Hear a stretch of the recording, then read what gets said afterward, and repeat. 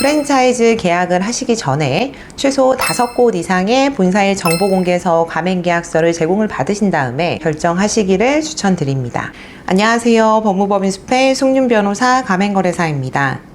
오늘 다뤄볼 내용은요, 이 더본코리아와 관련된 프랜차이즈 본사와 점주 간의 분쟁 사례에 대해서 얘기를 해보려고 해요.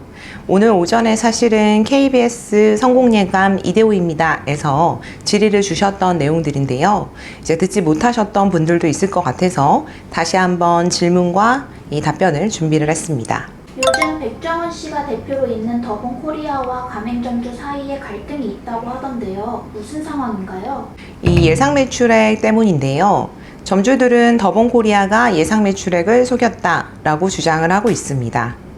다만 실제로 이 예상 매출액 산정서 기재 수치가 공정거래위원회가 정한 방식이면요, 점주님들이 운영을 해서 그러한 매출이 나오지 않았다라고 하는 것만으로는 허위 과장이 되지는 않으세요. 물론 다른 홈페이지나 SNS와 같은 허위 과장 정보가 있었다면 그거를 문제 삼으실 수는 있지만, 예상 매출액 산정서 자체의 위법 여부를 따질 때에는 우리 법원과 공정거래위원회는 객관적인 근거가 있었느냐, 즉 우리 공정거래위원회에서 정한 방식으로 했느냐 여부가 기준이 됩니다. 그렇다면 이 예상 매출액은 어떻게 정해지나요? 가맹점주와 계약 체결 직전 연도의 가맹점의 수가 100개가 넘는 경우에는요, 공정거래위원회가 정한 예상 매출액 산정서라는 양식의 서류를 계약 체결일까지는 제공을 해야 합니다. 인근 가맹점형과 유사상권형 두 가지가 있고요. 유사상권형은 좀 판단의 여지가 있죠. 유사하다 안 하다. 그래서 보통은 인근 가맹점형을 제공을 하고, 가맹점주가 개설하려는 매장의 최인근 5곳 중에서 가장 높은 거 빼고 가장 낮은 매출의 매장을 빼고 이 3곳의 최고와 최저를 제공하는 방식으로 제공을 하게 돼요. 반면 가맹점 수가 100개가 되지 않는 경우에는 평균 매출이다, 평균 순수익이다, 이런 부분의 단어를 사용하시는 것은 허위 과장이 되실 위험성이 높기 때문에 주의를 하셔야 합니다. 만약 영세한 본사가 예상 수익과 관련된 정보를 제공을 한다면 말로 하시면 안 되고 반드시 서면으로 제공을 하셔야 하고요. 산출 근거 또한 본사에 비치해서 점주가 요청하면 언제든지 열람할 수 있도록 조치를 취하셔야 합니다. 그렇다면 예상보다 매출이 얼마나 적어야 허위 과장 광고인 건가요? 예상 매출과 실제 매출액의 차이가 위법 여부의 기준이 되는 것은 아닙니다.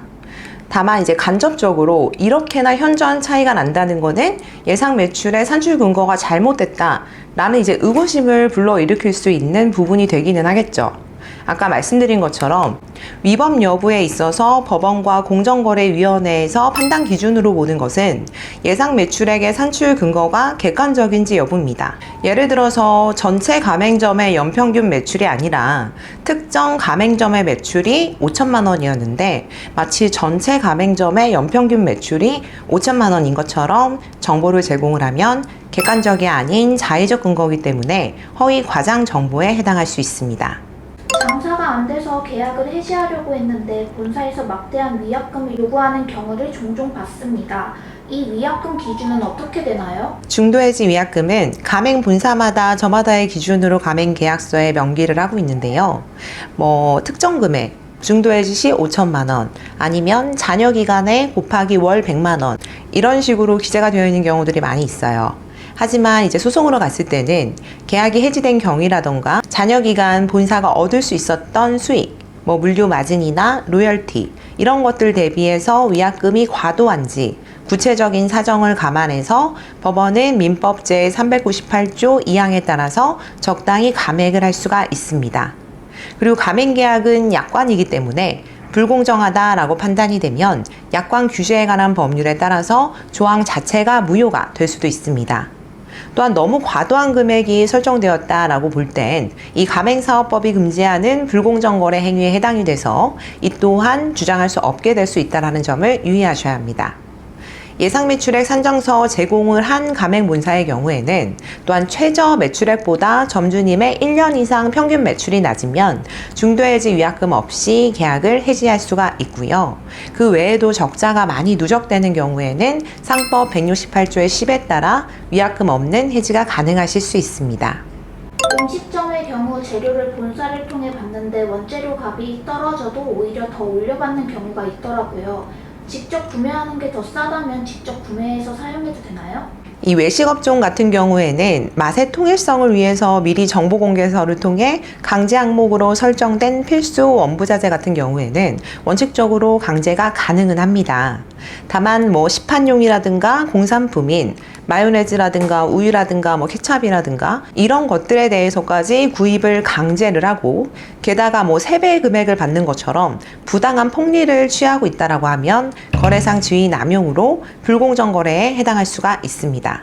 그렇다고 해서 함부로 거부하고 자전 매입을 하신 경우에는 위약금이나 위약벌 청구 소송을 당하실 수가 있기 때문에 여기에 해당하는지 여부에 대해서 반드시 전문가와 상담을 하시고 진행을 하시기를 권장드립니다. 모바일 상품권 수수료 때문에 생기는 갈등도 많다고 들었습니다. 네, 맞습니다.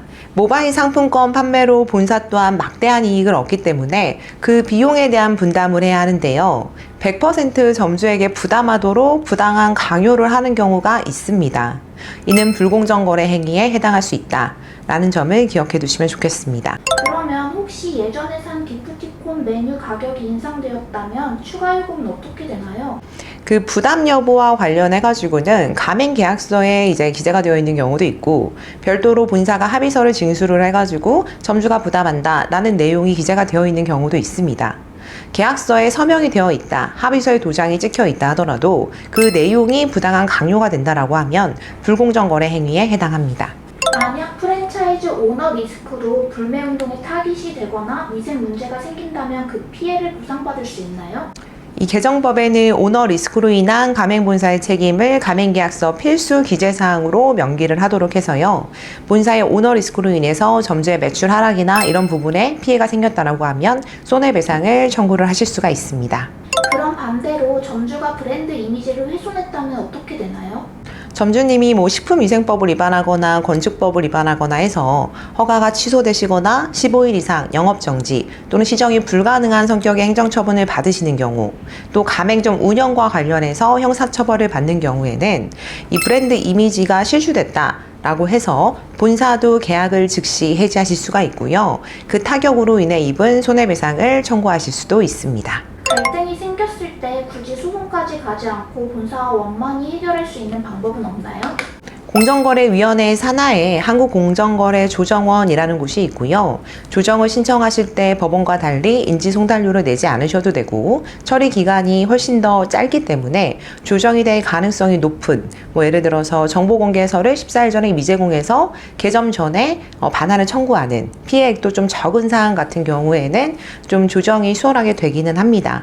하지만 본사가 사유를 불문하고 조정을 하지 않겠다라는 입장이 굉장히 강경하다라고 하면 조정 절차는 종료가 되고요. 이때는 부득이 소송으로 진행을 하셔야 합니다. 오늘은 본사와 점주들 간의 주요 분쟁 사례와 해결 방안에 대해서 이야기해보는 시간을 가졌는데요.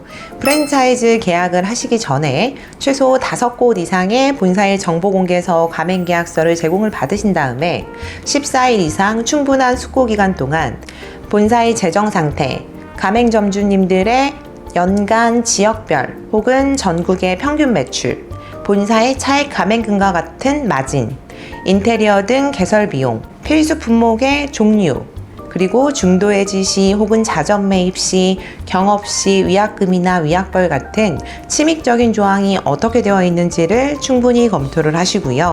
꼭 비교 분석을 해보신 후에 확신이 드시면 임대차 매장을 먼저 찾아보시고 본사의 상권 분석과 예상 매출액 산정서를 서면으로 받아보신 다음에 꼭 인근 가맹 점주님들을 찾아가셔서 운영 실태에 대해서도 직접 귀담아 듣고 결정하시기를 추천드립니다.